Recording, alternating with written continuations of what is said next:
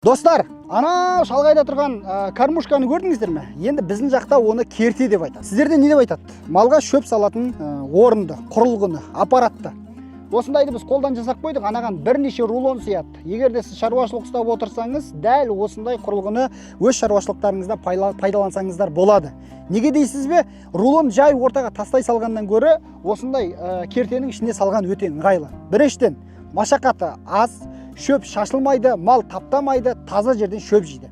Ысырап былайша айтқан кезде аздау болады. Қалай ойлайсыздар? Осындай құрылғы керек пе?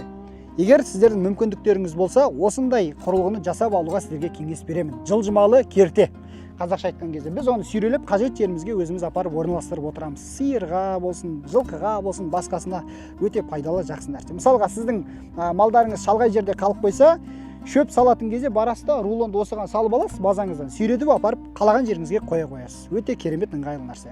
Сөйлеген Қараторғай Дала Кемп парақшасы сіздер үшін, достар, ойларыңызды жазыңыздар, мына видеоны шаруашылық жүргізіп отқан танысыңызға жіберіңіз.